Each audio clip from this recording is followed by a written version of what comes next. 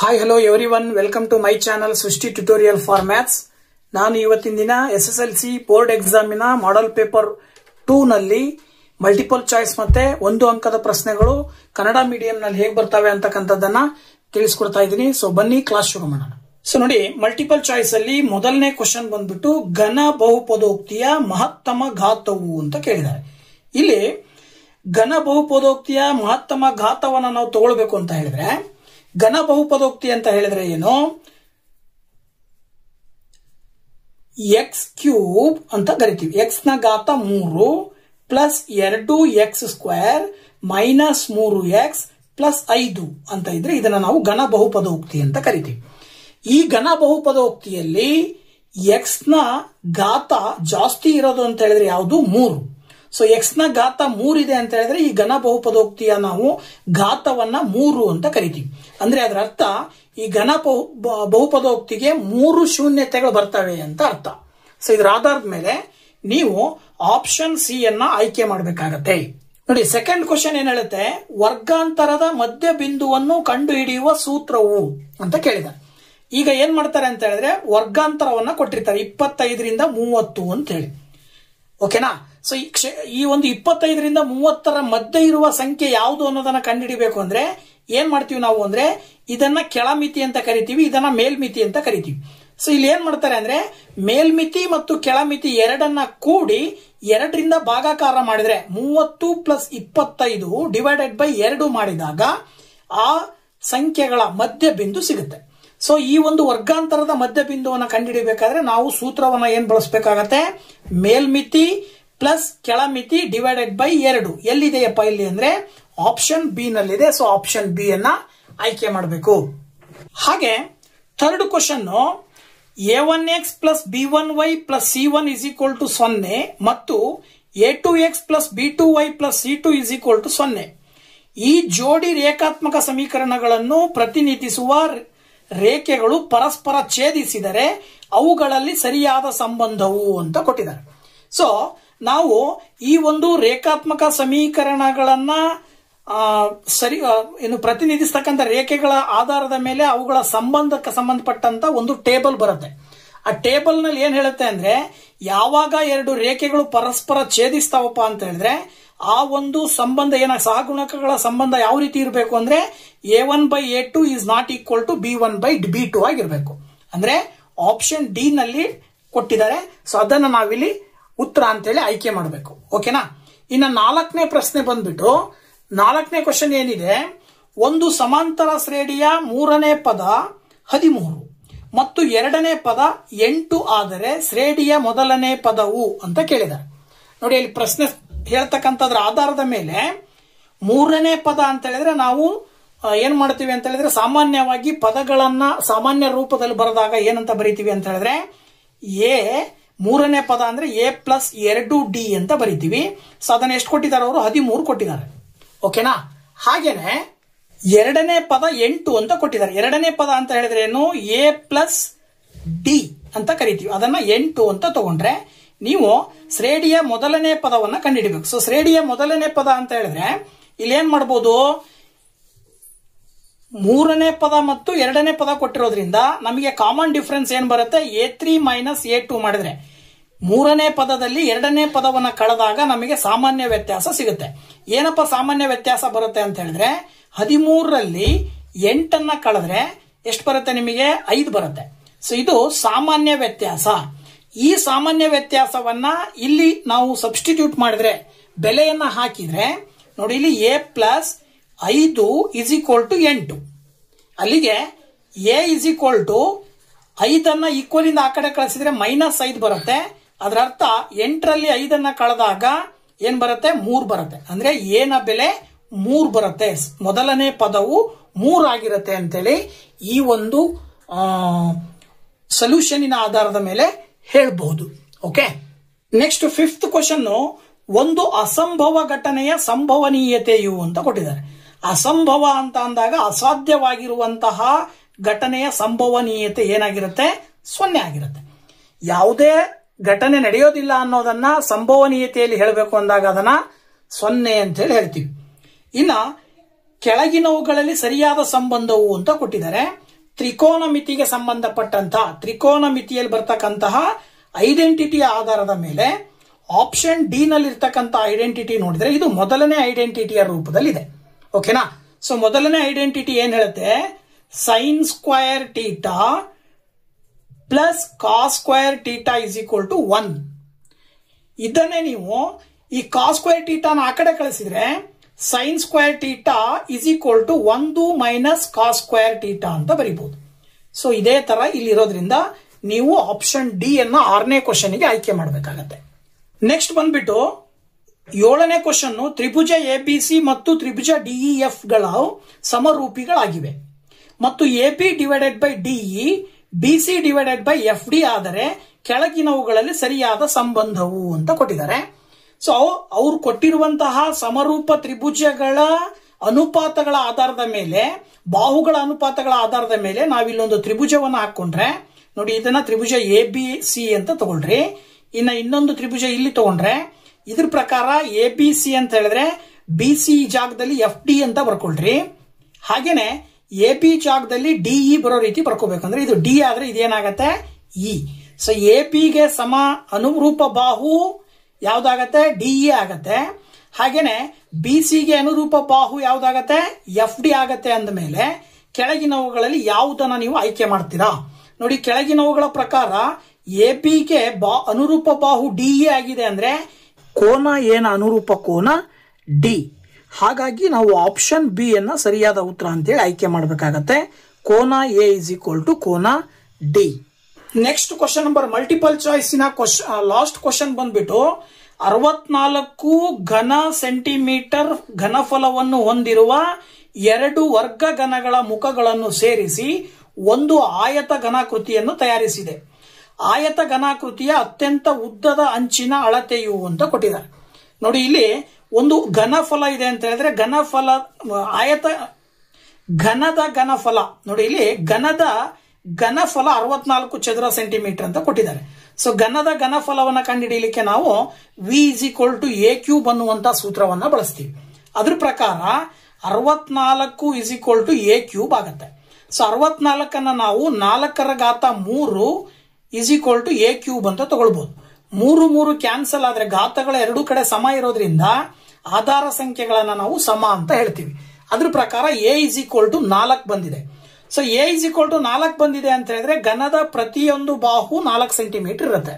ಇಂಥ 4 ಸೆಂಟಿಮೀಟರ್ ಬಾಹುವನ್ನ ಹೊಂದಿರುವ ಘನಗಳನ್ನ 2 ಘನಗಳನ್ನ ಬಳಸಿಕೊಂಡು ಒಂದು ಆಯತ ಘನವನ್ನ ರಚನೆ ಮಾಡಿದಾಗ ಈ 2 ಘನಗಳ ಉದ್ದ ಏನಾಗತ್ತೆ, ಒಂದು 4 ಇನ್ನೊಂದು 4 ಅಂತ ಹೇಳಿದ್ರೆ ಕೂಡಿದಾಗ 8 ಸೆಂಟಿಮೀಟರ್ ಬರುತ್ತೆ. ಅದೇ ಈ ಆಯತ ಘನದ ಅಗಲ 4 ಇರುತ್ತೆ, ಯಾವುದೇ ರೀತಿಯ ವ್ಯತ್ಯಾಸ ಆಗಲ್ಲ. ಹಾಗೆ ಎತ್ತರನೂ ಕೂಡ ಅಷ್ಟೇ 4 ಸೆಂಟಿಮೀಟರ್ ಇರುತ್ತೆ. ಇದರಲ್ಲಿ ಆಗುವಂತ ವ್ಯತ್ಯಾಸ ಆಯತ ಘನದ ಉದ್ದ ಅದು ಎಷ್ಟು, 8 ಸೆಂಟಿಮೀಟರ್ ಆಗುತ್ತೆ. ಸೊ ಇದರಲ್ಲಿ ಕೊಟ್ಟಿರುವಂತ ಆಪ್ಷನ್ಗಳಲ್ಲಿ ಆಯತ ಘನದ ಉದ್ದ 8 ಸೆಂಟಿಮೀಟರ್ ಅಂತ ಹೇಳಿದ್ರೆ ಅತ್ಯಂತ ಉದ್ದದ ಅಂಚಿನ ಅಳತೆ ಅಂತ ಹೇಳ್ತೀವಿ ನಾವು. ಸೊ ಇದರಲ್ಲಿ ಅತ್ಯಂತ ಉದ್ದದ ಅಂಚಿನ ಅಳತೆ ಯಾವ್ದಪ್ಪ ಅಂತ ಹೇಳಿದ್ರೆ 8 ಸೆಂಟಿಮೀಟರ್ ಅಂತೇಳಿ ಹೇಳಬಹುದು. ಸೊ ನೆಕ್ಸ್ಟ್ 2ನೇ ಮೇನು 1 ಅಂಕದ ಪ್ರಶ್ನೆಗಳು 8 ಇರ್ತವೆ. ಸೊ ಅದರಲ್ಲಿ ಮೊದಲನೇದು ಅಂಕಗಣಿತದ ಮೂಲ ಪ್ರಮೇಯವನ್ನು ನಿರೂಪಿಸಿ ಅಂತ ಕೊಟ್ಟಿದ್ದಾರೆ. ಅಂದ್ರೆ ಸ್ಟೇಟ್ಮೆಂಟ್ ಬರಿಬೇಕು. ಓಕೆನಾ? ಸೊ ಡೆಫಿನೇಷನ್ ಅನ್ನ ಬರಿಬೇಕು. ಈ ಒಂದು ಅಂಕಗಣಿತದ ಮೂಲ ಪ್ರಮೇಯ ಏನ್ ಹೇಳುತ್ತಪ್ಪ ಅಂತ ಹೇಳಿದ್ರೆ, ಸೊ ನೋಡಿ, ಅಂಕಗಣಿತದ ಮೂಲ ಪ್ರಮೇಯ ನಿರೂಪಣೆ ಬಂದ್ಬಿಟ್ಟು ಒಂದಕ್ಕಿಂತ ದೊಡ್ಡದಾದ ಪ್ರತಿ ಪೂರ್ಣಾಂಕವನ್ನು ಅವಿಭಾಜ್ಯ ಸಂಖ್ಯೆಗಳ ಗುಣಲಬ್ಧವಾಗಿ ವಿಭಜಿಸಬಹುದು ಮತ್ತು ಈ ವಿಭಜನೆಯು ಅವಿಭಾಜ್ಯಗಳು ಕಾಣಿಸಿಕೊಳ್ಳುವ ಕ್ರಮವನ್ನು ಹೊರತುಪಡಿಸಿ ವಿಶಿಷ್ಟವಾಗಿರುತ್ತದೆ ಅಂತ ಹೇಳಿ. ಅಂದ್ರೆ ನೀವು ಒಂದನ್ನ ಬಿಟ್ಟು ಇನ್ನು ಯಾವ ಸಂಖ್ಯೆ ತಗೊಂಡ್ರೂ ಕೂಡ ಆ ಸಂಖ್ಯೆ ಅವಿಭಾಜ್ಯ ಸಂಖ್ಯೆ ಆಗಿರ್ಬೇಕು ಅಥವಾ ಅವಿಭಾಜ್ಯ ಸಂಖ್ಯೆಗಳ ಗುಣಲಬ್ಧವಾಗಿರ್ಬೇಕು. ಓಕೆನಾ? ಈಗ ಉದಾಹರಣೆಗೆ 48 ತಗೊಂಡ್ರೆ ಇದು ಅವಿಭಾಜ್ಯ ಸಂಖ್ಯೆ ಅಲ್ಲದೆ ಇರೋದ್ರಿಂದ ಇದನ್ನ ನಾವು 2⁵5 × 3 ಅಂತ ಬರಿತೀವಿ. ಆಗ 48 ಅನ್ನೋದು ಅವಿಭಾಜ್ಯ ಸಂಖ್ಯೆಗಳ ಗುಣಲಬ್ಧ ಅಂತೇಳಿ ಅರ್ಥ. 87 ಅನ್ನೋದನ್ನ 3 × 29 ಅಂತ ಬರೀಬಹುದು. 3 ಅವಿಭಾಜ್ಯ ಸಂಖ್ಯೆ, 29 ಅವಿಭಾಜ್ಯ ಸಂಖ್ಯೆ. ಈ ಅವಿಭಾಜ್ಯ ಸಂಖ್ಯೆಗಳ ಗುಣಲಬ್ಧದ ರೂಪದಲ್ಲಿ ನಾವು ಆ ಸಂಖ್ಯೆಯನ್ನ ಬರಿತೀವಿ ಅಂತೇಳಿ ಈ ಒಂದು ಥಿಯರಂ ನ ಸ್ಟೇಟ್ಮೆಂಟ್ ಹೇಳುತ್ತೆ. ಓಕೆ, ನೆಕ್ಸ್ಟ್ 10ನೇ question, ax² plus bx plus c is equal to 0 ವರ್ಗ ಸಮೀಕರಣದ ಶೋಧಕದ ಬೆಲೆಯು 0 ಆಗಿದ್ದಾಗ ಅದರ ಮೂಲಗಳ ಸ್ವಭಾವವನ್ನು ಬರೆಯಿರಿ. ಇಲ್ಲಿ ವರ್ಗ ಸಮೀಕರಣದಲ್ಲಿ ಶೋಧಕಗಳು 3 ರೀತಿ ಬರ್ತಾವೆ. ಯಾವ ರೀತಿಯ ಬರ್ತಾವಪ್ಪ ಅಂತ ಹೇಳಿದ್ರೆ, ಶೋಧಕದ ಬೆಲೆ 0 ಬರುತ್ತೆ, ಶೋಧಕದ ಬೆಲೆ 0ಗಿಂತ ಜಾಸ್ತಿ ಬರುತ್ತೆ, ಶೋಧಕದ ಬೆಲೆ 0ಗಿಂತ ಕಡಿಮೆ ಬರುತ್ತೆ. ಸೊ ಇಲ್ಲಿ ಕೊಟ್ಟಿರೋದು ಶೋಧಕದ ಬೆಲೆ 0 ಆಗಿದ್ದಾಗ ಮೂಲಗಳು ಹೇಗಿರ್ತವೆ ಅಂತ ಕೇಳಿದ್ದಾರೆ. ಯಾವಾಗ ಶೋಧಕದ ಬೆಲೆ 0 ಇರುತ್ತೋ ಆಗ ಮೂಲಗಳು ವಾಸ್ತವವಾಗಿರ್ತವೆ ಮತ್ತು ಸಮನಾಗಿರ್ತವೆ. ಎರಡೂ ಮೂಲಗಳು ಒಂದೇ ಬರ್ತವೆ ಅಂತ. ಸೊ ಹಾಗಾಗಿ ನೀವು ಇದಕ್ಕೆ ಉತ್ತರವನ್ನ ಏನಂತ ಬರೀಬೇಕು,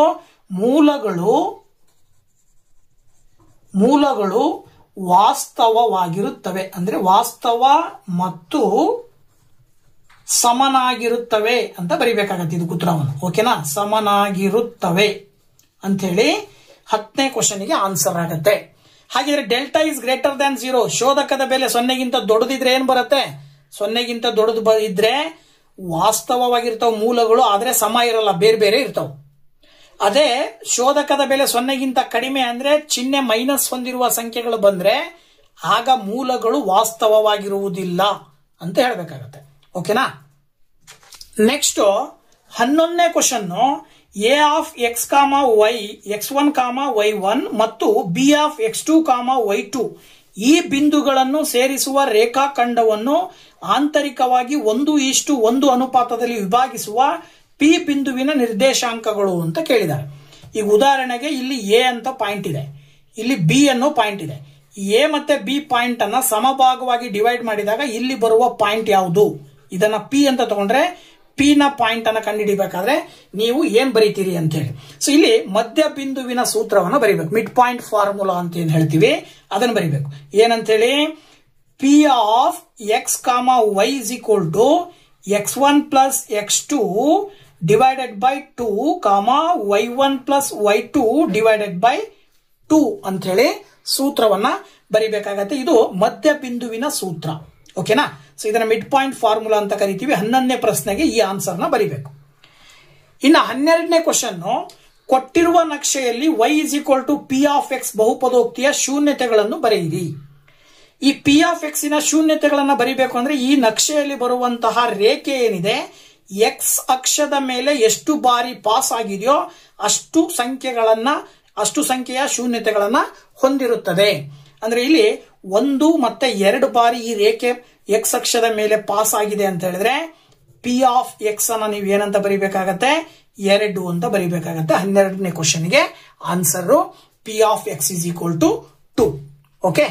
ಸೊ ನೆಕ್ಸ್ಟ್ 13ನೇ ಕ್ವಶನ್ ಏನ್ ಹೇಳುತ್ತೆ, 5 ವರ್ಷಗಳ ಹಿಂದೆ ನೂರಿಯ ವಯಸ್ಸು ಮತ್ತು ಸೋನುವಿನ ವಯಸ್ಸನ್ನು ನೋಡಿದಾಗ ಸೋನುವಿನ ವಯಸ್ಸಿನ 3 ಪಟ್ಟು ಆಗಿತ್ತು. ಅಂದ್ರೆ ನೂರಿಯ ವಯಸ್ಸು ಸೋನುವಿನ ವಯಸ್ಸಿನ 3 ಪಟ್ಟು ಆಗಿದೆ.